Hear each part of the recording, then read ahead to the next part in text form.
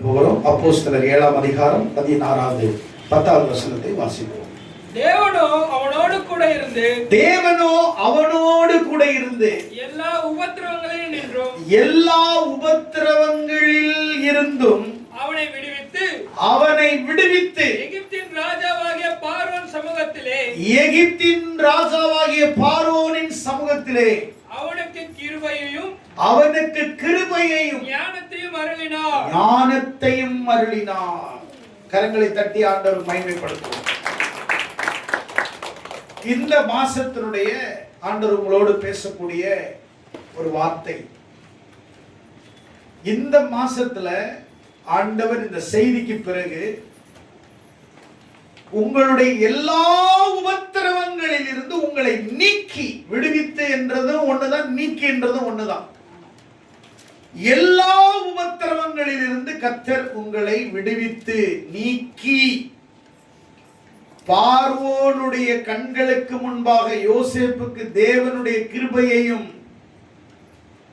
ஞானத்தையும் அருளிய தேவன் இந்த மாசத்துல உங்களுக்கு இருக்கிற எல்லா பிரச்சனைகளில் இருந்து, எல்லா உபத்திரவங்களில் இருந்து, எல்லா போராட்டங்களில் இருந்து, எல்லா அவமானங்களில் இருந்து உங்களை கர்த்தர் விடுவித்து உங்களை ஆசீர்வதிக்க போகிறார்.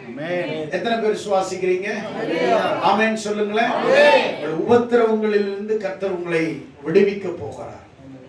அப்படின்னா உண்மை உள்ளவர்களை தேவன் உயர்த்துகிறார். இந்த யோசேப்பினுடைய வாழ்க்கையில யோசேப்பு 4 இடத்துல உண்மையா இருந்தார். ஃபர்ஸ்ட், தகப்பன் வீட்டுல யோசேப்பு உண்மையா இருந்தார். ஆமென். எங்க இருந்தாரு? தகப்பனுடைய வீட்டுல அவர் உண்மையா இருந்தார். போத்திப்பருடைய வீட்டுல அவர் உண்மையா இருந்தார். சிறைச்சாலையில அவர் உண்மையா இருந்தார். பிறகு அவன் அதிகாரியாய் எகிப்தினுடைய நிர்வாகத்தை நடத்தின போதும் அவன் உண்மையாகிறான். ஆமென்.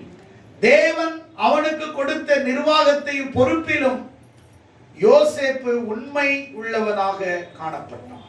ஆமென். ஆமென் சொல்லுங்களேன். ஆமென் சொல்லுங்களேன். அப்போ யோசேப்பினுடைய வாழ்க்கையை கொஞ்சம் டச் பண்ணிட்டு நம்ம போக போறோம். இந்த யோசேப்பு எல்லாவற்றிலும் உண்மையா இருந்தான். ஆனாலும் அவனுக்கு உபத்திரவங்கள் இருந்தது. அவன் உண்மையா இருக்கிறவங்களுக்கு உபத்திரம் வருமா? உண்மையா இருக்கிறவங்களுக்கு பிரச்சனை வருமா? நிச்சயம் வரும். நிச்சயம் உபத்திரம் வரும். அதனாலதான் நீங்கள் எடுத்து வாசிங்கள். சங்கீதம் 34ஆம் அதிகாரம் 19வது வசனத்தை நீங்கள் எடுத்தவர்கள் வாசிங்கள். நீதிமொழிகள் சங்கீதம் 34:19 எடுத்து வாசிங்கள். நீதிமானுக்கு வரும் துன்பங்கள் அநேகமாயிருக்கும். நல்ல கவனிங்க. நீதிமானுக்கு துன்பம் வராது என்று வேதம் சொல்லவில்லை. நீதிமானுக்கு தான் அதிகமான துன்பம் வருமா?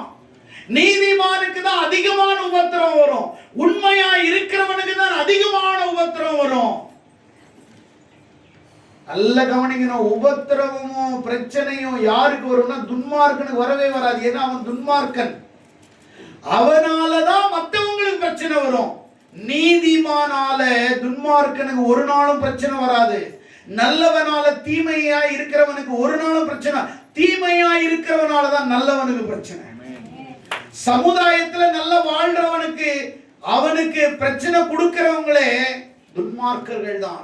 அதனால்தான் பைபிள் சொல்லுது, நீதிமானுக்கு வரும் துன்பங்கள் அநேகமாயிருக்கும். வரும் துன்பங்கள் அநேகமாயிருக்கும். கர்த்தர் அவைகள் எல்லாவற்றிலும் நின்று. நல்ல கவனிங்க. நீதிமானுக்கு துன்பங்கள் அநேகம் வரும். அநேகம் வரும். பிரச்சனை வரும். நீங்க பைபிள்ல எடுத்துக்கிட்டீங்கன்னா பிரச்சனை வரும். நீங்க ஆதியாகமத்திலிருந்து கடைசி வரைக்கும் நீங்க படிச்சு பாருங்க. ஒவ்வொரு உண்மை உள்ள ஊழியக்காரங்களுக்கு பிரச்சனை சந்திச்சுதான் மேல வந்திருக்கிறாங்க. யாருமே பிரச்சனை இல்லாத மனிதனே இல்லை. நீதிமான்கள் ஒவ்வொருவரும் பிரச்சனை, உபத்திரவங்களை, போராட்டங்களை, பாடுகளை, கண்ணீர்களை கடந்து வந்தவர்கள். இருக்கிறார்கள். அவர்களுக்கென்று ஒரு மிகப்பெரிய வரலாறு இருக்கிறது, மிகப்பெரிய பாதை உருவாக்கி இருக்கிறார்கள். ஆனால் ஆண்டவர் சொல்றாரு, நீதிமானுக்கு அநேக துன்பங்கள் வரும். வாசிங்க. கர்த்தர் அவைகள் எல்லாவற்றிலும் நின்று, கர்த்தர் அவைகளில் எல்லாவற்றிலும் நின்று அவனை விடுவிப்பார். கரங்களை தட்டி ஆண்டவரை மகிமைப்படுத்துவோம். அநேக துன்பங்கள் நீதிமானுக்கு வரும், கர்த்தருக்கு பயந்தவர்களுக்கு வரும். ஆனா அது நிரந்தரமாய் அல்ல, அது தற்காலிகமானதை ஆண்டவர் நிரந்தரமாக உன்னிடத்திலிருந்து தூக்கி போட இந்த மாசத்துல ஆண்டவர் உன்னோட பேசுறாரு. அந்த உபத்திரவங்கள் எல்லாம் உனக்கு வரும், அது நிரந்தரமாய் உனக்கு கூட இருக்கும் என்றால் நோ, இல்லை.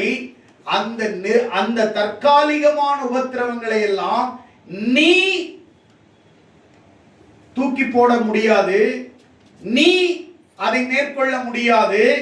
ஏனென்றால் நீதிமான்களாகிய அவருடைய பிள்ளைகளுக்காக நம்முடைய தகப்பனாகிய நம்முடைய ஆண்டவராகிய இயேசு கிறிஸ்து நமக்காக நம்மோடு வந்து நமக்கு இருக்கிற உபத்திரவங்கள் போராட்டங்களை ஆண்டவர் நம்மோடு நின்று, சொல்லுங்க, நம்மளோட நிற்பார். அப்படின்னா நமக்கு வர்ற பிரச்சனையில யார் நிற்பாரு? கடைசி வரைக்கும் கர்த்தர் மட்டும்தான் நிற்பாங்க, யாரும் நிற்க மாட்டாங்க. யாரும் உங்களோட நிற்க மாட்டாங்க. அம்மா நிற்காது, அப்பா நிற்க மாட்டாங்க, பொண்டாட்டி நிற்காது, பிள்ளைங்க நிற்க மாட்டாங்க. உபத்திரவங்களிலே யாரும் நிற்க மாட்டாங்க. துன்பத்தில் உதவாத சொந்தக்காரனை இன்பத்தில் சேர்க்காதேன்னு நேற்று ஒரு ஆட்டோல படிச்சேன். நேற்று ராத்திரி போயிட்டு இருக்கிறேன், பயங்கர கொற்ற மழை, ரோடே தெரியல. ஆனா என் முன்னாடி ஒரு ஆட்டோ போகுது, அதுல ஏதோ எழுதி இருக்குது. நானும் வைப்பற வேக வேகமா அடிச்சு அதை படிச்சு ஆகணும்னு துரத்துறேன். அதுலயும் தண்ணி ஓடுது, எந்திரியும் ஓடுது. ஆனாலும் அதை படிச்சு ஆகணும்னு அதை கிட்டத்தட்ட போய் கரெக்டா நான் வளையிற இடத்துல அது நிக்குது என் முன்னாடி, நான் அங்கதான் வளையணும். அழகா ஆண்டவர் பாருங்க, அந்த வைப்பரை போட்டு அது படிச்சு ஆகணும். அந்த ஆட்டோல எழுதி இருக்குது, துன்பத்தில் உதவாத எவனையும் உன் இன்பத்தில் சேர்க்காதே. துன்பத்தில் உதவாத எவனையும் உன் இன்பத்தில் சேர்க்காதே. உண்மையான காரியம் தானே, அது கருத்து தானே. ஆனால் நமக்கு துன்பம் கொடுக்கிறவர்கள் இருப்பார்கள், நம்மளுக்கு தொல்லை கொடுக்கிறவர்கள் இருப்பார்கள், நமக்கு பிரச்சனை கொடுக்கிறவர்கள் இருப்பார்கள். நம்மை சுற்றி இருக்கிறவர்களால நம்மளுக்கு சோதனை வரும், நம்மளுக்கு சுத்தி இருக்கிறவங்களால நமக்கு துன்பம் வரும். இது எல்லாம் வரும். இது எல்லாத்தையும் கொடுத்துட்டு அவங்க போயிடுவாங்க. ஆனா ஆண்டவர் மட்டும் நின்னு, அங்க பைபிள் இருக்குது, நீதிமானோட நின்னு கூட இருந்து அவைகள் எல்லாவற்றையும் நீக்கி அவனை விடுவிப்பார்னு இல்ல, அவனுக்கு இருக்கிற பிரச்சனை எல்லாத்தையும் ஆண்டவர் நின்னு நீக்கி அவனை விடுவிப்பார் என்று வேதம் சொல்லுகிறது. கரங்களை தட்டி ஆண்டவர். எத்தனை பேர் விசுவாசிக்கிறீங்க? ஏசப்பா உங்க கூட நின்னு இந்த மாசத்துல உங்க பிரச்சனைய, நீ சந்திக்கிற போராட்டத்தை, உனக்கு குடைச்சல் கொடுத்துட்டு இருக்கிறான் பாரு, உனக்கு விரோதமா ஒருத்தி பேசிட்டு இருக்கிறா பாரு, உனக்கு விரோதமா செய்யறாங்க பாரு, இவங்களை குறிச்சு நீ பயப்படாத. கர்த்தர் உன் கூட நிக்கிறார். யார் நிக்கிறாரு? சொல்லுங்களேன். உன் கூட யாரும் நிக்கலங்க, கர்த்தர் நிக்கிறார். எத்தனை பேர் நம்புறீங்க? கர்த்தர் உன் கூடவே நிக்கிறார். இந்த மாசத்துல நீ நல்லா புரிஞ்சுக்கோ, எப்பவுமே உன் கூட தான் இருந்தாரு. அதனால இந்த மாசத்துல தான் இல்ல, எப்பவுமே இருந்தாரு. உனக்கு அது தெரிய மாட்டேங்குது, அதனால கொஞ்சம் உனக்கு விளக்கி சொல்றதா இருக்குது. உன் கூடவே நிக்கிறார். எத்தனை பேர் சுவாசிக்கிறீங்க? அல்லேலூயா, அல்லேலூயா.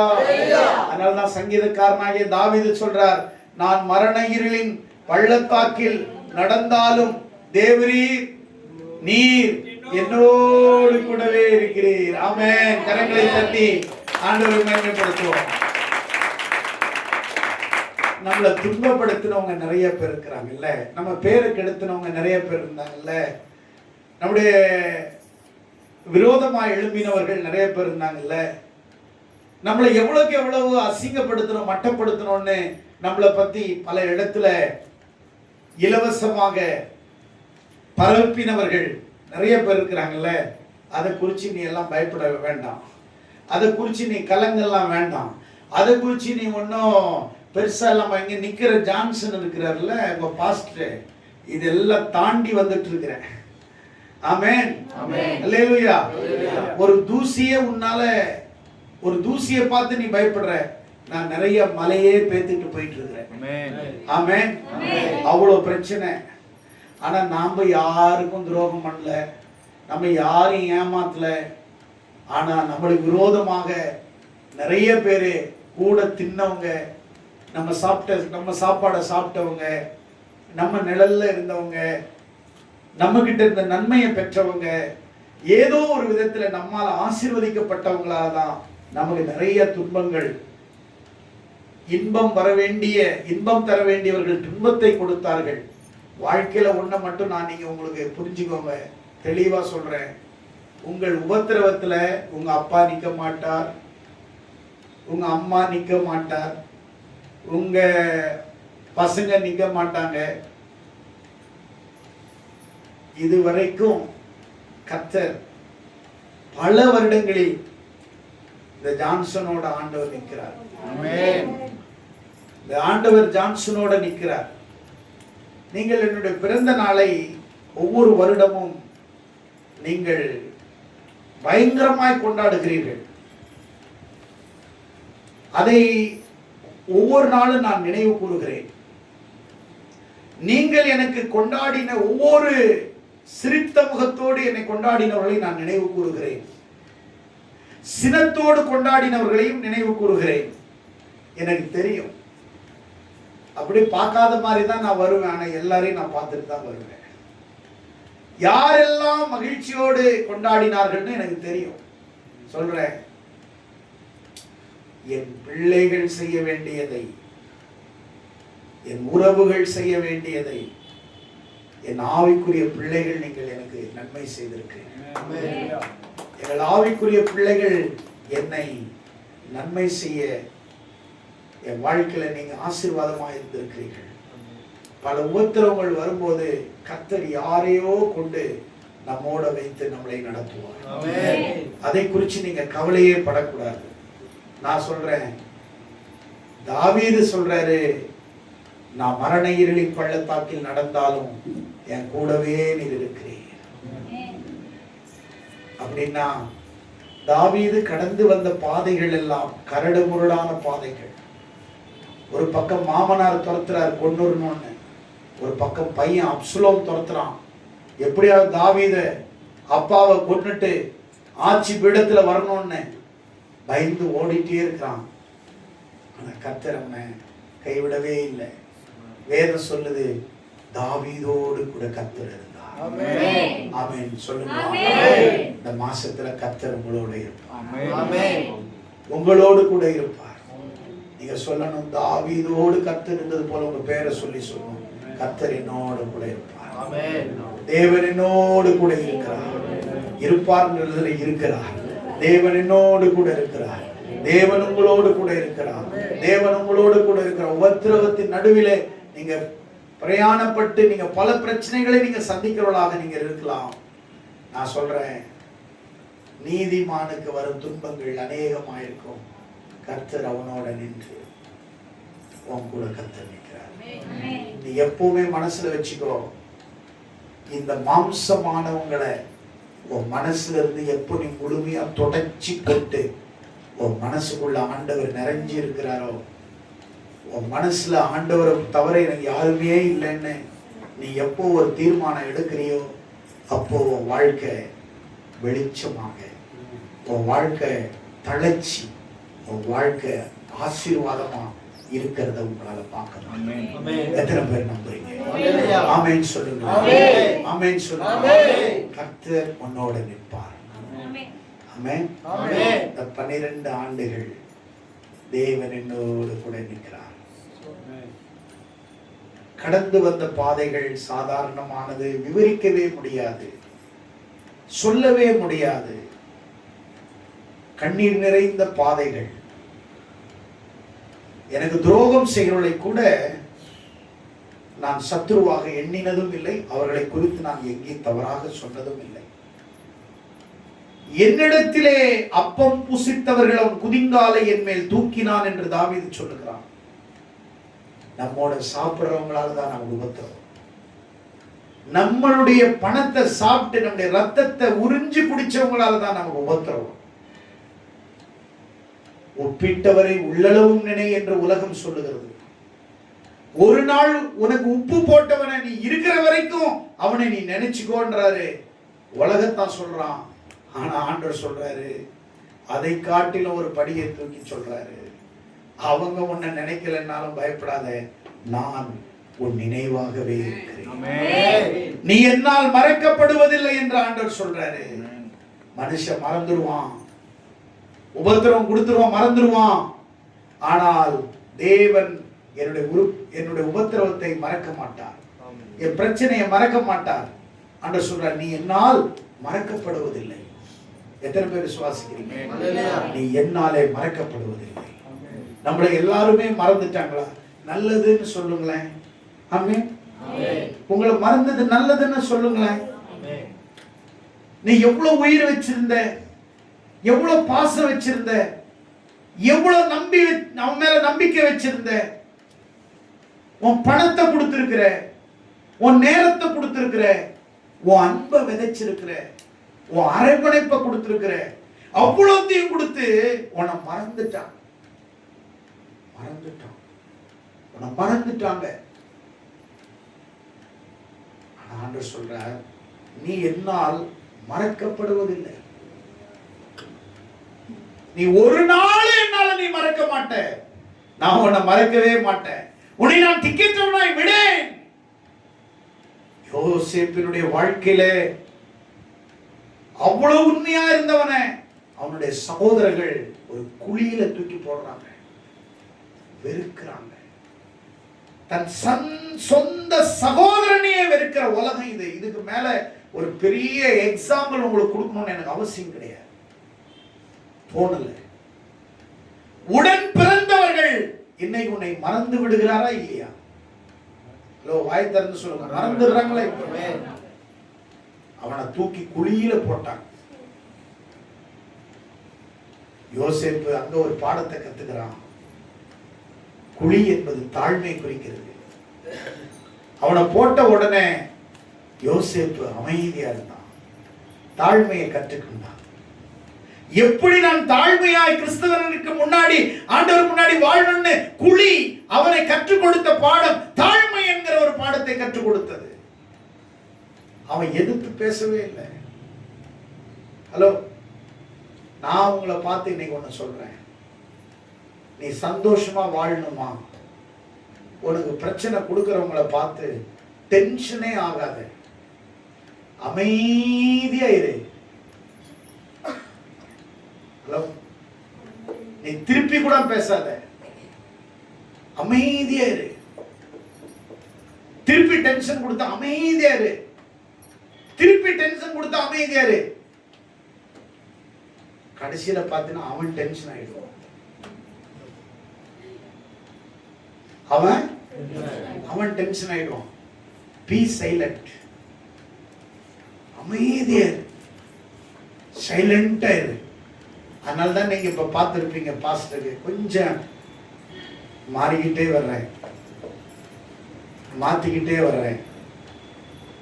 நீங்களும் என்னை மாத்திக்கிட்டே இருக்கிறீங்க, உலகமும் என்னை மாத்திக்கிட்டே இருக்குது, என்னை சுற்றி இருக்கிறவங்களும் என்னை மாத்திட்டாங்க. பாடம் இல்லை சார்.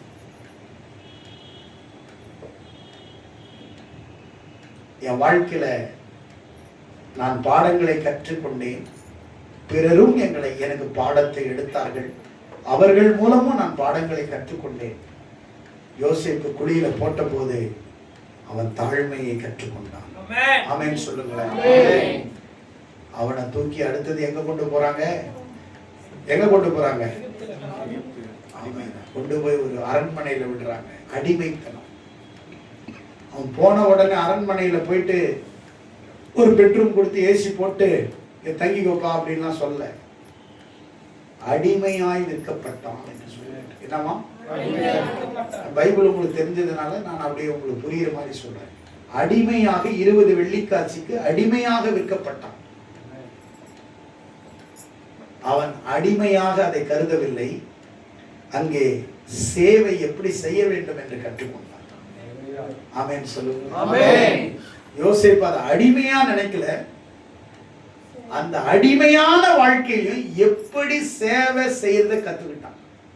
ஆமென். பாஸ்டர் உங்களுக்கு அடிமையாக வேலை செய்யறதுக்கு உங்களை அழைக்கல. சில காரியம் இதெல்லாம் செஞ்சுட்டு போனா இவருக்கு என்னன்னா அடிமையான அல்ல, சேவை செய்ய கற்றுக்கொள்ள வேண்டும். நான் பைபிள் காலேஜ்ல படிக்கும் பொழுது காலையில் எழுந்து டாய்லெட் கழுவணும். இந்த வார்டன் கை கட்டிட்டு வந்து அப்படி பின்னாடி பார்ப்பாரு, டாய்லெட்டை பார்ப்பாரு. முகம் தெரியணும் அப்படிப்பாரு. முகம் தெரியும். அதுல தெரியலன்னா திருப்பி அப்பெல்லாம் இந்த ஹார்பிக்கு அது இதெல்லாம் இந்த செங்கலை போட்டு தேய்க்கணும். அப்புறம் ஒரு நாறு கொடுப்பாங்க, அதை வச்சு உள்ள தேய்க்கணும், கை விட்டு தேய்க்கணும். நான் இல்லை, எல்லா பாஸ்டர்ஸும் தான். நான் ஒன்றும் ஸ்பெஷலாலாம் செய்யல. எல்லாம் பைபிள் காலேஜ் படி அத்தனை பேரும் செஞ்சாங்க. அதில் நானும் ஒரு ஆள் செய்வேன். அடுத்த பெரிய பெரிய குண்டா இருக்கும், கழுவும். அடிமைத்தனம் அல்ல, அது சேவையை கற்றுக் கொடுக்கிற ஒரு இடம். நீ அடிமைத்தனமாக நீ கருதிக்கிட்டா அது உனக்கு அடிமைத்தனமாக தோன்றும். நான் ஒரு சேவை செய்ய அடிமைத்தனத்தின் கோணத்திலே உன்னை விற்றாலும் நான் சேவை செய்ய கற்றுக்கொண்டேன். யோசேப்பு அதை அடிமைத்தனமாக நிற்கவில்லை, சேவையை செய்ய கற்றுக்கொண்டான். How to do the ministry. He learned from the God. How to do the ministry. He learned from the God. அவன் ஆண்டவரிடத்திலிருந்து எப்படி பணியை செய்யணும், ஊழியம் செய்யணும் கற்றுக்கொண்டான். அடிமைத்தனம் அவனை உருவாக்கினது, நல்ல ஊழியக்காரனாய் உருவாக்கினது. போத்திப்பரின் வீடு, அவ மனைவி வந்து நீ என்னோடு தவறு செய் என்று பலமுறை அழைத்த போதும் அவன் அமைதியாக இருந்தான். அங்கே அவன் பொறுமையை கற்றுக்கொண்டான். எதை கற்றுக்கொண்டான்? பொறுமை. போத்திப்பரின் வீடு அவனுக்கு பொறுமையை கற்றுக் கொடுத்தது. நம்ம ஆளுங்களுக்கு பொறுமையே கிடையாது. இதை கிளீன் பண்ண சர்ச்சின்னா தொடப்பத்தை அங்க எடுப்பாங்க, நான் உட்கார்ந்தேன்னா அங்கேயே பெருக்கிட்டு இருப்பாங்க. நான் இல்லாட்டினா அங்க ஒரு வீசி வீசி, இங்க ஒரு வீசி வீசி, இங்க வீசி வீசி எடுத்துட்டு போயிட்டான். பொறுமை இல்லை. அல்லது எங்க குப்பை கிடக்குதோ அதை மட்டும் தள்ளிக்குவாங்க. இல்லை, கிளீனா நான் மட்டும் உட்கார்ந்தா தொடப்பம் அங்கிருந்து இங்க வர்றதுக்கே 10 நிமிஷம். அந்த நேரத்துல பாஸ்டர் பார்த்துட்டு 3வது முறை பெருக்க சொல்லுவாருன்னு ஒழுங்கா பெருக்கு. பொறுமையை நீங்கள் கற்றுக்கொள்ள வேண்டும். வாழ்க்கையில ஒன்றை நான் உங்களுக்கு சொல்லுகிறேன், பொறுமை. பொறுமையை கற்றுக்கொள்ள வேண்டும். நேற்று கூட ஒரு பெரிய பிரச்சனை ஆயிருக்கும். ஆனா நான் கொஞ்சம் பொறுமையை கையாண்டேன். வந்தவர்களும் சொன்னார்கள், ஐயா நீங்கள் பயங்கரமா கோபப்பட்டீர்கள், ஆனாலும் பொறுமையை கையாண்டீர்கள். அதிலும் நாங்கள் அந்த பொறுமையை கண்டோம். கவிஞர்கள் சொல்லுவது போல பொறுமையை கையாள வேண்டும். போத்திப்பரின் வீடு அவனுக்கு பொறுமையை கற்றுக் கொடுத்தது. அதான் அவன் மேல பழிய போட்டாங்க. ஆம்பளைங்க மேல பழி போடுறதுக்கு பொம்பளைங்களுக்கு கை வந்த கலை. வாயை திறந்தாவே பொய்யா அப்படியே பைப்ல தண்ணி கொட்டுற மாதிரி பொய் கொட்டும். சொல்லாதத சொன்ன மாதிரி, செய்யாதத செஞ்ச மாதிரி, பார்க்காதத பார்த்த மாதிரி, கேட்காதத கேட்ட மாதிரி, இல்லாதது இருக்கிற மாதிரி, எல்லாம் பொய், பித்தலாட்டம். வாயை திறந்தாவே பொய், வாயை திறந்தாவே நாரும் வாய், அவ்வளவு பொய் பேசுறது. பழி போடுறது, ஈஸியா நம்புற மாதிரி பேசுறது, கண்ணீர் விடுறது, கதை சொல்றது, கதை அடிக்கிறது, காரணத்தை இல்லாததை காரணமா சொல்றது, எல்லாமே இவங்களுடைய ஜிப்போ வேலைங்க எல்லாம். இதே மாதிரிதான் இந்த பொம்பளை தப்பு செஞ்சுட்டு பாவம் ஒன்றும் செய்யாதவனை அவன் விட்டுட்டு ஓடுறான். இந்த பெண் சொல்றா, அவ தினமும் என்னை அந்த எபிரேயன் என்னிடத்திலே சமரசம் பண்ணும்படி அவன் என்கிட்ட வந்தான். பாருங்கள், நான் ராஜா மனைவிக்கே இவ்வளவுதான் சொல்லி. உடனே யோசேப்பு கையில யார் துணியோட யோசேப்பு வெளியில நிக்கிறாரு. ஆனா யோசேப்பினுடைய அங்கி யார் கையில இருக்குது? ஹலோ, சட்டப்படி நான் ஜட்ஜா இருந்தா என்ன தீர்ப்பு இருப்பேன்னா, யோசேப்பு கையில ஓம் துணி எதுவும் இல்ல, யோசேப்பு துணி தான் உன் கையில வச்சிருக்கிற, ஆகையால் இவரானர் இவங்க தான் குற்றவாளி என்று நான் தீர்ப்பு கொடுக்கிறேன். ஆனா தீர்ப்பு அங்க எப்படி மாறுனுச்சு? அவன் கையில ஒண்ணுமே கிடையாது. ஆனா சொன்னாங்க இவ குற்றவாளி, சிறையில போட அவனை. சிறையில அவன் இருந்த காலத்துல அங்க ஆண்டவர் அவனுக்கு ஒரு லெசனை கத்து கொடுக்கிறாரு. நிர்வாகத்தையும் எதிர்காலத்துல இதே எகிப்துக்கு நீ பிரதமரா வரப்போற யோசேப், இந்த சிறைச்சாலையில இந்த முழு சிறைச்சாலையும் இதனுடைய முழு பொறுப்பையும் உன் கையில நான் ஒப்படைக்க போறேன். இந்த சிறை நிர்வாகத்தையும் பொறுப்பையும் நீ நல்லா கத்துக்கோ. அடுத்தது நீ பிரைம் மினிஸ்டர் ஆக போற. அந்த நாட்டையே சின்ன சிறைய நிர்வாகத்துல நீ கரெக்டா கத்துக்கோ, மேனேஜ்மெண்ட கரெக்டா கத்துக்கோ. அடுத்தது நாட்டையே ஆள போற. அந்த நாட்டினுடைய நிர்வாகத்தை நீ அந்த பொறுப்பை நீ மிகப்பெரிய நிர்வாக பொறுப்பை நீ பதவியேற்க போற. அதை எப்படி தீர்வு திரும்ப நீ செய்யணும்ன்றத நான் சொல்லி கொடுக்கிறேன்னு சிறைச்சாலையில அவங்க போடல, ஆண்டவர் போட்டார். ஏன்னா இவனுக்கு அங்க லெசன் பாடம் இருக்கு. ஆமென் சொல்ல மாட்டீங்க? கையை தட்டி ஆண்டவர் நன்றி சொல்ல மாட்டீங்க? சிறைச்சாலையில போட்ட உடனேயும் யோசிப்பாங்க என்ன இருக்கிறான், அமைதியா கை கட்டி நிக்கிறான். குழியில போடும்போது எதை கத்துறானா அப்படின்னா இல்ல, கத்துனானா நீங்களாம் உருப்பிடுவீங்களாடா? உங்களுக்கு போய் நான் பாரு பயிர் பருத்த பயிர் எல்லாம் சுண்டெல்லாம் எடுத்துட்டு வந்தனே, ஆனா இப்படி கிண்டல் பண்றீங்களா அப்படிதான் சொன்னானா? சொல்லவே இல்லை. அவங்க குழியில போட்டாங்க. அதுவும் அது என்ன மாதிரி குழி தெரியுமா? இப்படி கூம்பு வடிவத்தில் இருக்கிற குழி. செவ்வகம் சதுரம் இருந்துச்சுன்னா ஏறிடுவான். கூம்பு இப்படி இந்த மிக்சர்லாம் போட்டு கொடுப்பாங்க பொறி, இப்படி சுத்தி தெரியுமா? அது எப்படி இருக்கும்? புனல் மாதிரி இருக்கும். அத மாதிரி புனல் தான். அது மாதிரி குழியில போட்டாங்க. ஏற முடியுமா? எங்க கால் ஏதாவது வைக்க முடியும்? ஏதாவது பிடிக்க முடியுமா? வலிக்க பாருங்க. அந்த பாவிங்க இவர் தப்பிக்க முடியாத கூம்பு குழியில போட்டிருக்கிறான். நிறைய பேருக்கு தெரியாது.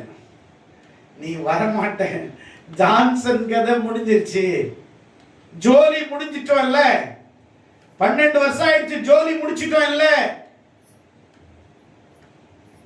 கதை முடிஞ்சிருச்சு இல்ல. என்ன அழிக்கிறதுக்கு ஒரு அப்பனே பிறக்கணும். ஆமென் ஆமென். என்ன அழிக்கிறதுக்கு எவனாலையும் முடியாது, எமனாலையும் முடியாது. கர்த்தரால மட்டும்தான் என்ன அழிக்க முடியும், என்ன உருவாக்க முடியும், ஆக்க முடியும். ஏன்னா நான் கடவுளுக்கு பணி செய்கிறேன். நான் ஆண்டவர் உண்மையா உத்தமமா இருக்கிறேன். ஜோலி முடிஞ்சிருச்சியா ஜான்சனுக்கு? இனிதாண்டி ஆட்டமே ஆரம்பமாகுது. இனிதானே நம்மளுடைய ஊழியமே ஆண்டவர் நம்மளை ஆசீர்வதிக்க போகிறார். 2 பேரா இருந்தாலும் ஊழியம் செய்வேன், 2000 பேருக்கு ஊழியம் செய்வேன், 2 லட்சம் பேர் மத்தியிலும் கர்த்தருக்கு நம்மளை எடுத்து பயன்படுத்த தேவன் நமக்கு உண்மை உள்ளவரா இருக்கிறார். ஒண்ணு மட்டும் புரிஞ்சுக்கோங்க, ஜோலி முடிஞ்சிருச்சுன்னு உங்களை பார்த்து யாராவது கூம்புல போட்ட உங்களை உன்னால எழும்ப முடியாது அப்படின்னு நினைக்கிறியா? நான் ரூபன் அனுப்புவேன். நான் யார் அனுப்புவேன்? யாரு அவரை தப்பிக்க வச்சது? சொல்லுங்களேன். யார் தப்பிக்க வச்சது? உன்னை குழியில இருந்து தூக்கி விடுறதுக்கு ஒரு ரூபனை கர்த்தர் அனுப்புவார். ஆமென் ஆமென். ஒரு ரூட்ட காண்பிப்பார். ஆமென் அல்லேலூயா. பேதுருவை தூக்கி ஜெயில்ல போட்டாங்க. அவருக்கு 3 அடுக்கு பாதுகாப்பு. ஆமென். ஆமென். குற்றவாளிக்கு பாதுகாப்பே இல்லை, குற்றம் செய்யாதவனுக்கு அவ்வளவு பாதுகாப்பு. இப்ப கூட பாருங்களேன், நிறைய பேரு இந்த ரொம்ப ரவுடி பசங்க, இந்த குற்றம் பண்றவங்க தான் போலீஸ் கூடவே வருவாங்க. பாத்தீங்களா? ஜெயிலுக்கு வர்றவங்க கூட யார் தான் நிப்பாங்க? கொலைகாரங்க கூட யார் தான் வருவாங்க? போலீஸ் தான் வருவாங்க. இல்ல நல்லவங்க கூட ஏதாவது ஒரு போலீஸ் வர்றாங்களா? நீங்க கேளுங்களேன். கோர்ட்டுக்கு போயிட்டு 2 கொலை பண்ண பின்னாடி சங்கிலி கட்டி ஒரு 2 போலீஸ் வருவாங்க கூட. கேளுங்களேன், சார் இவருக்கு எதுக்கு பாதுகாப்புன்னு கேளுங்களேன். நல்லவன் போயிட்டு இருப்பான், அவனுக்கு யாரும் கூட பாதுகாப்பு வர மாட்டாங்க. இங்க ஆண்டவர் ஒரு ரூட்டை எல்லாரும் குழியில போட்டாங்களா, ரூபன் அனுப்புறாரு, காப்பாத்தி விட்டுறாரு. நீ நினைச்சுக்கிட்ட உன் ஜோலி முடிஞ்சிருச்சு, உன் சொந்தக்காரன் உன் கூட இருக்கிறலாம் சொல்லிட்டா ஜோலி முடிஞ்சிருச்சுன்னு நினைக்கிறாங்க. இல்லப்பா, இப்பதான் ஆட்டமே, சதுரங்க ஆட்டம் இப்பதான் ஆடவே போறோம். ஆமென். அல்லேலூயா. சதுரங்க ஆட்டம் இனிதான் இருக்குது. தூக்கிட்டார், சிறையில வந்து இப்ப கிடக்குற. அங்கேயும் யோசேப்பு அமைதியா தான் கை கட்டிட்டு இருக்கிறார். அங்கேயும் அவருக்கு பொறுப்பு தான். எங்க போனாலும் தேவனுடைய பிள்ளைகளுக்கு உன்னை எவ்வளவு பேர் கெட்டவன் கெட்டவன் கெட்டவன் கெட்டவன் உனக்கு முத்திர முத்திர முத்திர முத்திர முத்திர முத்திர முத்திர முத்திர போட்டாலும் ஆண்டவர் அதை மொத்தத்தையும் எரிச்சிட்டு ஒரு முத்திரை போடுவாரு. என்ன முத்திரை போடுவாரு? யோவான் 1:12 என்னை விசுவாசிக்கிறவன், என் நாமத்தை அறிந்து என்னை விசுவாசிக்கிறவன் அத்தனை பேரும் என்னுடைய பிள்ளைகளாகும்படிக்கு நான் உங்களுக்கு அதிகாரம் கொடுத்திருக்கிறேன். நீங்க எல்லாம் ஆண்டவர் விசுவாசிக்கிறதுனால நீங்க ஆண்டவருடைய பிள்ளைகள் என்பதை உங்களுக்கு அதிகாரம் கொடுத்திருக்கிறார், அத்தாரிட்டி கொடுத்திருக்கிறார். நீங்க ஒன்றும் சாதாரண ஆளு கிடையாது. ஆமென். எத்தனை பேர் விசுவாசிக்கிறீங்க? நல்ல கரங்களை தட்டி சந்தோஷமா ஆண்டவர் நன்றி சொல்லுவோம். நிர்வாக பொறுப்பை கற்றுக் கொடுத்தது சிறைச்சாலை. ஆமென். ஆமென். நீ எவ்வளவு அடிபடுறியோ அசிங்கப்படுறியோ, நீ சும்மா டாப் டக்கரா உருவாயிருக்கு. ஆமென். நல்ல கவனிங்களேன். சிலவங்களை அப்படியே விட்டுட்டீங்கன்னா விட்டுருவாங்க. சிலர் நல்லவங்க எல்லாம் நம்மளுக்கு துரோகம் பண்ணுவாங்க. அந்த துரோகம் நம்மளுக்கு வந்த உடனே ஒரு பாடத்தை கத்து கொடுத்துரும். ஆமென் சொல்லுங்க. நிர்வாகத்தையும் பொறுப்பிலும் அவன் உண்மை உள்ளவனாயிருந்தான். அதனால தான் தேவன் அவனை அரண்மனைக்கு, அடுத்தது அவன் வாழ்க்கையில் நடந்தது ஒரு உயர்வை கொடுத்து அவன் இப்ப அரண்மனைக்கு, சிறைச்சாலையில் வரும்போது இழுத்துட்டு வந்து உள்ள போட்டாங்க. யோசேப்பு, ஏய் ராஜா மனைவி கிட்டே, நீ அவ்வளவு பெரிய தில்லானாடே, அடிமையா வந்த உனக்கு இந்த வாழ்க்கையான இழுத்துட்டு போய் ஜெயில போட்டாங்க.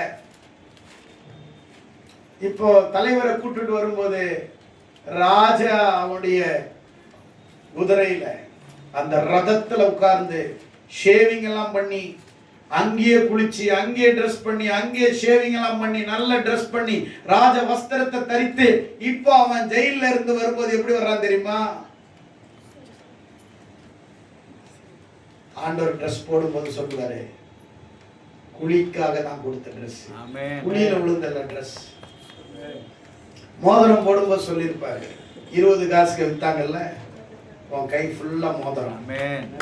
சரப்பணி, சரப்பணி, உடம்பெல்லாம் சரப்பணி அப்படின்னா மோதிரம். 20 காசு வித்தாங்கல்ல, உடம்பெல்லாம் நகை. ரதம் பொண்டாட்டி தானே உள்ள போட்டுச்சு, இழுத்துட்டு தானே வந்து போட்டாங்க. அதனால உனக்கு நான் இப்ப போகும்போது மரியாதையா கொண்டு போறேன். ஆமென். அல்லேலூயா, அல்லேலூயா. ஏறி உட்கார்றா அப்படின்னு. இவங்க இழுத்து போட்டவங்க எல்லாம் முன்னாடி எல்லாம் வந்து தண்டனிட்டு பணியுங்கள் அப்படின்னா என்ன? தர மட்டும் அவர் என்ன செய்யணும்? அவரு தரையில இல்ல, அவர் மேல இருக்கிறாரு. ஆனா இவரை கீழாக்கினவங்க எல்லாம் தரையில விழுந்து பணியிறாங்க. தரையில போட்ட இவரு மேல உட்கார்ந்துகிட்டு ரதத்துல அப்படியே உலா வர்றாரு. கரங்களை தட்டி ஆண்டவரை மகிமைப்படுத்துவோம். Each and every problem learn some lessons. ஏதோ ஒரு பிரச்சனை உனக்கு ஒரு பாடத்தை கற்றுக் கொடுக்கிறது என்பதை மறந்து விடாதே.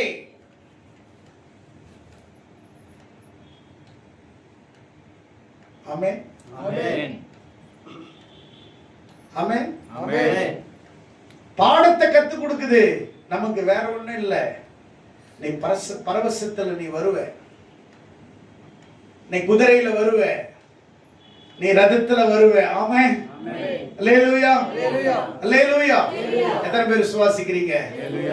இப்ப தலைவர் போகும்போது எப்படி ஒரு அது ராஜ அரண்மனையில ராஜா மனைவி கிட்டே தப்பு செஞ்சவனை எப்படி இழுத்துட்டு போயிருப்பாங்க? அடிச்சு இழுத்து எட்டி உதைச்சு ஜெயில போய் தூக்கி போட்டிருப்பாங்க. இப்ப அங்கிருந்து வரும்போது உலா வர்றாரு. என்ன வர்றாரு? உலா வர்றாரு. எங்க வர்றாரு? எங்க வர்றாரு? எங்கிருந்து போனாரோ அங்கதான் வர்றாரு. ஆமென். அங்க போத்திப்பர் மனைவி இருந்திருக்குமா இல்லையா? அப்போதான் நான் நினைக்கிற கற்பனை பண்ணி எல்லாரும் வந்து நின்னு சலிட் அடிச்சிருப்பாங்க. போத்திப்பர் மனைவி மட்டும் சால்வையோட வந்து நின்னு இருப்பா. இது உங்க வச்சுக்கோங்கன்னு கொடுத்திருப்பா. கையை தட்ட மாட்டீங்களே. சால்வை விட்டுட்டு போனான் பாரு. இந்த சால்வை மட்டும்தான் நான் வச்சிருக்கிறேன், இது எனக்கு சொந்தம் இல்ல. ராணி வந்து எதை போட்டிருப்பா? இல்ல நீங்க வச்சுக்கோங்க, நீங்க ஆசைப்பட்டீங்க நடக்கல, அட்லீஸ்ட் சால்வையாவது வச்சுக்கோங்கன்னு இருப்பான் அவன். ஆமே, நான் இருந்தா அப்படிதான் சொல்லியிருப்பேன், அட்லீஸ்ட் சால்வையாவது வச்சுக்கோங்க. ஆமே. இந்த சால்வை கொடுக்கிறதுக்கு அந்த அம்மா நிக்கிறா. அரண்மனையே நின்று வரவேற்கிறாங்க. அவர் இறங்கி எப்படி போயிருக்கிறாரு? யோசேப்பு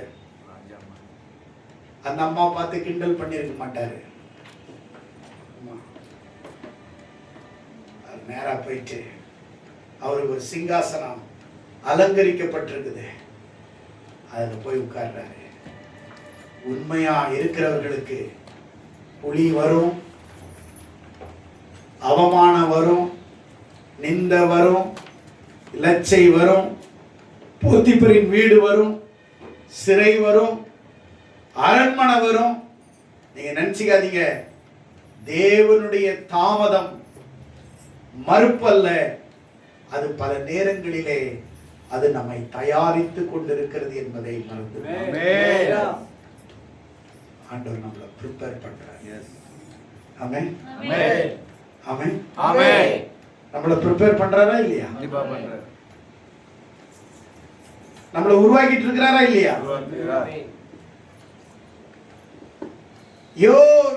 மோசே 40 வருஷம் காணாம போயிட்டான். எகிப்துல தேடி எல்லாம் பார்த்துட்டாங்க, ஆளு காணோம், தப்பிச்சிட்டானே அவன். அடுத்த 40 வருஷம் வர்றான். போகும்போது ஓடி போனவன் வரும்போது லட்டியோட வர்றான். எவ்வளோ ஆண்டவர் ரொம்ப சின்னத்துல நம்மளை திபுரா தான் நடத்துற. எகிப்துல இருந்து போகும்போது அப்படி குச்சி தூக்கிட்டா ஓடி இருப்பான். சனியனை எது எல்லாத்தையும் தூக்கி போட்டு தப்பிச்சா போதும். ஆனா வரும்போது மோசே முன்னாடி பார்வோன் முன்னாடி நிற்கும் போது அப்படி லட்டி வச்சுட்டு நிக்கிறான். பார்த்துருப்பா, பொழந்துருவான், கையில லட்டி இருக்குது. உன்னை பொழக்க தான் வந்திருக்கிறேன், எகிப்தையும் பொழப்பேன். அடுத்தது பாரு, செங்கடலை பழக்க வச்சிருக்கிறேன், இது கடலையே நான் பொழக்கிறவன், நீ எனக்கு எம்மாத்திரம். ஆமென். அல்லேலூயா. குச்சியோட வந்து நிக்கிறாங்க.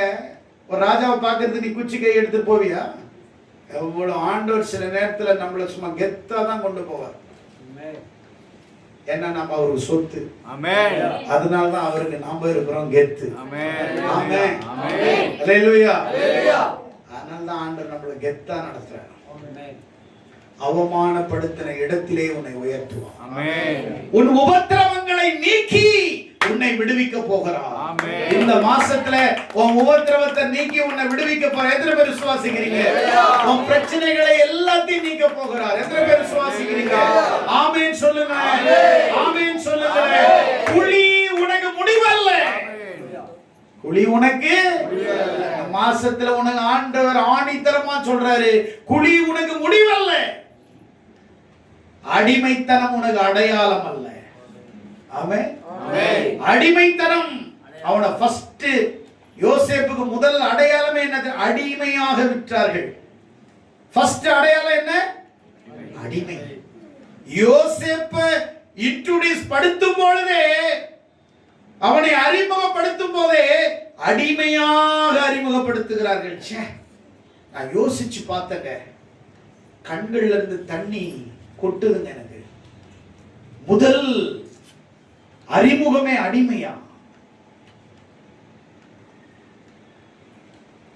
அமெரிக்கால ஒரு சர்ச்சில் போயிருந்த, வெள்ளைக்கார சர்ச்சு. அங்க நான் இங்கிலீஷ்ல எல்லாம் பேசல, பயப்படாதீங்க.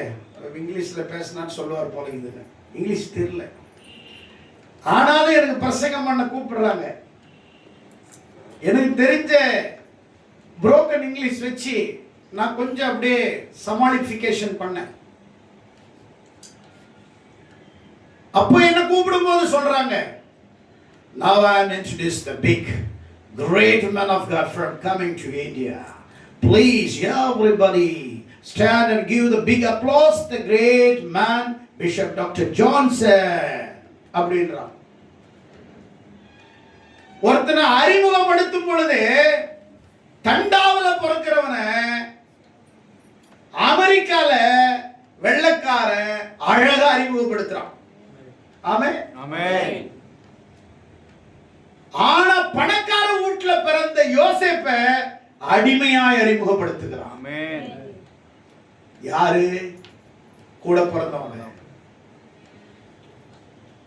இவன் கொண்டு வந்த சாப்பாடை தின்னுட்டு இவனுக்கு அடிமையாக ஆக்கினவங்க.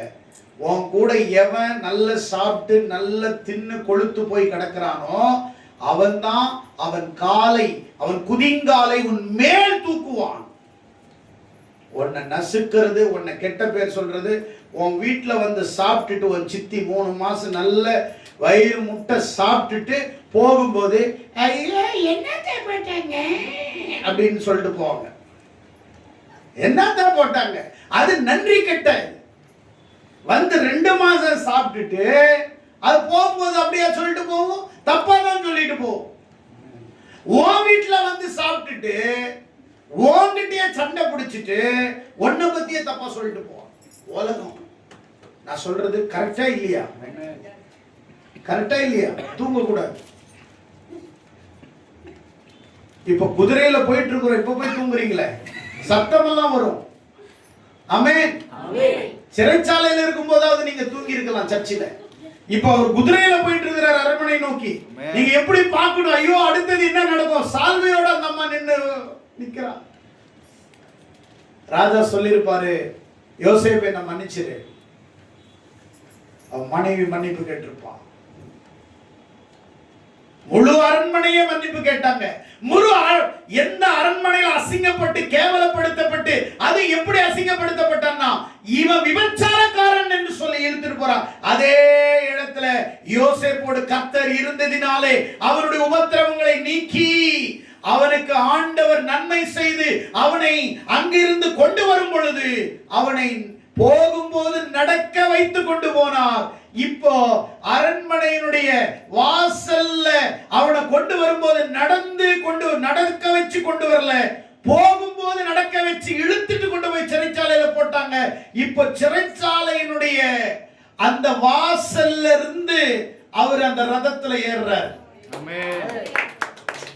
சிறைச்சாலை வெளியில இல்ல, சிறைச்சாலைக்கு உள்ள அவன் இருந்த வாசல்ல அங்கிருந்து இப்போ நீட்டா யோசேப்பு அழகானவன். அவன் 2 வருஷம் தாடி கீடி எல்லாம் வளர்த்து எப்படி இருந்திருப்பான் யோசிச்சு பாருங்க. அங்க அப்பா வந்து புள்ள செத்துட்டான்னு அழுதுட்டு இருக்கிறாரு. அண்ணன் தம்பிங்க வித்துட்டு மொத்த பேரும் அப்பாட்ட போய் சொல்லிட்டாங்க, அவனுக்கு ஒரு துஷ்ட மிருகம் அவனை பச்சித்து அவனை சாப்பிட்டுருச்சுதோ, அவனுடைய டஸ்ட் இதுதானே, இதே நம்பா என் பிள்ளைக்கு வாங்கி கொடுத்த ட்ரெஸ், இதே நம்பா நான் வாங்கி கொடுத்தது. அவன் ட்ரெஸ்ஸை வச்சு அழுதுகிட்டு இருக்கிறான். இவன் 20 வெள்ளி காசு வச்சுக்கிட்டு இவங்க ஜாலியா கொண்டாடிட்டு இருக்கிறாங்க. இங்க மனைவி பாத்தீங்கன்னா சிறைச்சாலையில போட்டுட்டு இவன் ஜெயில்ல இருக்கிறான். அவ வந்து நல்ல பெயில்ல இருக்க வேண்டியவன் ஜெயில்ல இருக்கிறான், ஜெயில்ல இருக்க வேண்டியவன் பெயில்ல இருக்கிறான். ஆமென் ஆமென். அங்க உட்கார்ந்துட்டு அவ கொண்டாடிட்டு இருக்கிறா. ஆனா வரும் பொழுது சொல்றாரு, அவரை சவரம் பண்ணுங்கள், ஆடை முடி ராஜ முடிய வைங்க. அரண்மனைக்கு இப்போ அவன் நடந்து வரல. ஜெயில இருந்து ஒருத்தன் ஜெயில இருந்து ஸ்ட்ரைட்டா பிரைம் மினிஸ்டர் ஆனது உலகத்திலேயே யோசேப்பு தான். ஆமென். ஐயா தட்டுங்களேன். எங்க அவமானப்படுத்தப்பட்டாயோ, எங்க அவமானப்படுத்தப்பட்டாயோ அங்கேயே உன்னை கர்த்தர் உயர்த்த அவர் உண்மை உள்ளவராய் இருக்கிறார். ஆமென். கரங்களை தட்டி ஆண்டவரை மகிமைப்படுத்துங்க. சங்கீதம் 75 6ஆம் வசனத்துல கிழக்கிலும் மேற்கிலும் வனாந்தர திசையில் இருந்து ஜெயம் வராது. தேவனே நியாயாதிபதி, ஒருவனை தாழ்த்தி ஒருவனை உயர்த்துகிறவராய் இருக்கிறார்.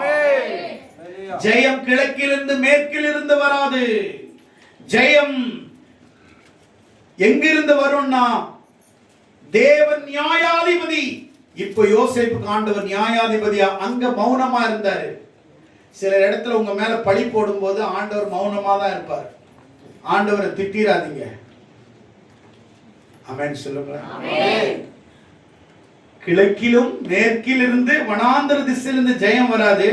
தேவன் நியாயாதிபதி, ஒருவனை தாழ்த்தி ஒருவனை உயர்த்துகிறார். அவர் நியாயாதிபதி. இப்போதான் ஜெயில்ல அவர் இருக்கும்போது ஆண்டவர் இப்ப நியாயாதிபதி ஆயிட்டு இவங்களை எல்லாம் தாழ்த்திட்டு யோசேப் மட்டும் உயர்த்திட்டார். ஆமென். ஆமென். கைகளை தட்டுங்க. ஆண்டவர் அவர்களை இப்போ உயர்த்தி விட்டார். ஆமென். இப்ப அவர் வரும்போது எதுல வர்றாரு? ரதத்துல வர்றாரு. ஊரே கால்ல விழுந்து கிடக்கும். ஆமென். அவன் நினைச்சு பார்த்திருப்பானா?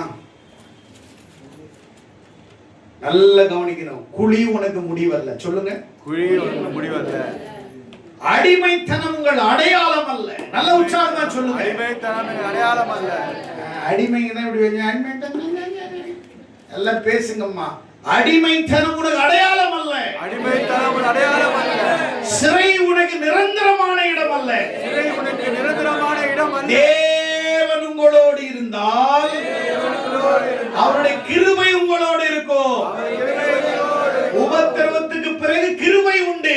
உபத்திரவத்துக்கு பிறகு கிருபை உண்டு. கிருபைக்கு பிறகு ஞானம் உண்டு. கிருபைக்கு பிறகு ஞானம் உண்டு. ஞானத்துக்கு பிறகு உயர்வு உண்டு. ஞானத்துக்கு பிறகு உயர்வு உண்டு. உயர்வுக்கு பிறகு ஆசீர்வாதம் உண்டு. உயர்வுக்கு பிறகு ஆசீர்வாதம். ஆசீர்வாதத்துக்கு பிறகு மிகப்பெரிய பதவி உண்டு. ஆசீர்வாதத்துக்கு பிறகு மிகப்பெரிய. இப்ப நாங்க கை தட்டி ஆண்டவரை மகிமைப்படுத்துவோம். ஆமென் சொல்லுங்க. நீ அழுத இடத்திலே சிரிப்பையும், நீர் விழுந்த இடத்திலே உயர்வும், நீ காத்திருந்த இடத்திலே புதிய வாசலையும் கர்த்தர் உனக்கு திறக்க போகிறார். ஆமென். இப்ப இவர் ராஜாவாயிட்டாரு. இவனுக்கு விற்கும் போதே அடையாளம் படுத்தினதே எப்படி? அடிமை. தேசத்துல பந்தத்தை வர வச்சு ஆண்டவர் எங்க? கானான்ல. எகிப்து ஆசீர்வதிச்சார். கானானுக்குள்ள பஞ்சத்தை வச்சு இப்ப இவனை வித்தாங்க பாருங்க. 20 வெள்ளி காசுங்க. நல்லவங்க அவங்க வந்து அக்கல்ல கோணியை வச்சுக்கிட்டு கையில காசை வச்சுக்கிட்டு எங்க வந்து நிக்கிறாங்க? யோசேப்பு காலுக்கடியில வந்து நிக்கிறாங்க. யோசேப்பு சொன்னாரு, நல்லா இருக்கிறீங்களா? நீங்க எங்க இருந்து வந்திருக்கிறீங்க? யோசேப்பு தெரியாதா என்ன? வித்தவங்க எல்லாம் நிக்கிறாங்களே, தெரியாதா என்ன? இவங்களுக்கு தான் அவங்களுக்கு அடையாளம் தெரியல. என்ன இவரு வந்து ராஜ முடி அதுக்கு இதெல்லாம் வச்சுக்கிட்டு அந்த ராஜ ட்ரெஸ்ல உட்கார்ந்து இருக்கனால தெரியல ஏதோ ஒரு பெரிய ராஜான்னு. இவன் கண்ணுல தான் இவங்களை ஸ்கேன் பண்ணிட்டான். இவன் தான் குழியில போட்டவன், காப்பாத்தினவன் மாதிரி. எனக்கு கடைசியில் ஒரு தம்பி பிறந்தாரு. அவனை ஏதாவது கூட்டு வந்தீங்க. உங்களுக்கு எத்தனை பசங்க? உங்க அப்பாவுக்கு? நாங்க இத்தனை பசங்க. கடைசி பையங்க அப்பா கூட இருக்க. ஏன் கூட்டு வரலாமே நீங்க? ஐயோ ஏற்கனவே ஒருத்தன் செத்துட்டானே, எங்க அப்பா அழுதுட்டு இருக்கிறாரு, அதையும் விட மாட்டாரு. அவர் நல்லா இருக்கிறாரா? என்ன வயசு அவருக்கு? அவன் அப்பாவை அவனே கேட்கறான். ஏன்னா இந்த பாவிங்களை நம்ப முடியல. இப்ப நான் உயிரோடு இருந்தா அப்பா கூட கொண்டுடுவாங்க போன வேகத்துலன்னு. நீங்க எல்லாம் கூட்டுட்டு வாங்க. அவனுக்கு அவன் சகோதரர்களுக்கு தன்னை வெளிப்படுத்துறான். எப்படி வெளிப்படுத்துறான் தெரியுமா? எல்லாரையும் சாப்பாடு போட்டு சாப்பிடுங்க. எக்ஸ்ட்ரா வைங்க. அவங்க தம்பிக்கு மட்டும் கொஞ்சம் எக்ஸ்ட்ரா சப்பாத்தி வச்சிருப்போம், சாப்பிட்டு. யோசேப்பு சொன்னா, நான் தான் நீங்க வித்து போட்ட யோசேப்பு. சாப்பாடு அத்தனை பேருக்கும் தொண்டையிலே நின்றுடுச்சு. மண்டைக்கும் போகல, தொண்டை கீழையும் போல, அது தொண்டையிலே நின்றுடுச்சு அப்படின்றாங்க. நான் தான் யோசிப்பேன், பயப்படாது பயப்படாது பயப்பட, ஒன்றும் செய்ய மாட்டோம், சாப்பிடு சாப்பிடு சாப்பிடு. அவப்பா வைப்பா, லட்டு வை லட்டு, ஒன்றும் செய்ய மாட்டேன், சாப்பிடு. இவங்களுக்கு சாப்பாடு இறங்கும். 20 வெள்ளி காசு வித்து, ஐயோ சாப்பிட வச்சு அடிப்பான் போலக்குது. அவர் என்ன தெரியுமா சொன்னார்? அப்போ கூட அமைதியா இருந்து சொன்னார், பயப்படாதீங்க, உங்களுக்கெல்லாம் ரட்சியத்தை உண்டாக்க உங்களுக்கு முன்னாடி கர்த்தரை நான் அனுப்புனார். என்ன சொன்னா? ஹலோ, நீங்களா இருந்தா என்ன பண்ணிருப்பீங்க? அடியே வாடி, நீ தானே என்ன வித்தவ, வாடி கரெக்டா வந்து மாட்டி இருக்கிற, இவளை சங்கிலியில கட்டி போடு, அந்த நாய் கூட நாய் பக்கத்துல படுக்க வை இவளை அப்படின்னு இருப்பீங்க. ஆனா இவர் சொன்னாரு, no no no no no, பயப்படாதீங்க, உங்களுக்கு ரட்சியத்தை கொடுக்க கர்த்தர் என்ன உங்களுக்கு முன்னாடி அனுப்பினார். நான் மிஷினரியா வந்திருக்கிறேன், நான் ஊழியக்காரனா வந்திருக்கிறேன், உங்களுக்கு நன்மை செய்ய எனக்கு ஆண்டவர் கொண்டு வந்தார். ஆமென் சொல்லுங்க. யோசேப்புக்குள்ள பழி வாங்குற புத்தியே இல்லை. ஆனா இந்த பைபிள் படிச்சவங்க, ஜெபம் பண்றவங்க, ஒயிட் அண்ட் ஒயிட் போட்டவங்க, இவங்களுக்குள்ள பழி வாங்குறதுக்கு இவங்க மேல ஒரு சர்ப்பத்தின் ஆவி. பைபிளை படிச்சு நீ ஒருத்தவங்களை பத்தி பொய் பேசுறன்னா நீ உருப்பிடுவியா? நீ பைபிளை படிச்சுட்டு ஒருத்தவங்களை பழி சொல்றியே, ஒருத்தவங்களை போயிட்டு நீனு தப்பா சொல்றியே, உன்னை ஆண்டவர் விட்டுருவாரா? கொஞ்சம் யோசிச்சு பாருங்க. ஒருத்தவங்களை பத்தி தப்பா சொல்றது ஈஸி, அவங்க படுற கஷ்டங்கள், அவங்க படுற வேதனைகள் யோசிச்சு பாருங்க. இப்ப சொல்லுங்க, உண்மையா இருக்கிறவங்கள ஆண்டவர் சகல உபத்திரவத்திலிருந்து நீக்கி உன்னை விடுவிப்பா. எத்தனை பேர் விசுவாசிக்கிறீங்க? ஆமென் சொல்லுங்களேன். ஆமென் சொல்லுங்களேன். ஆமென் சொல்லுங்களேன். ஆண்டவரிடத்தில் சொல்லுங்க, நீ அழுத இடத்தில் சிரிப்பையும், நீ விழுந்த இடத்தில் உயர்வையும், நீ காத்திருந்த இடத்தில் புதிய வாசலை கர்த்தர் திறப்பார். God bless you. கர்த்தர் உங்களோடு இருப்பார்.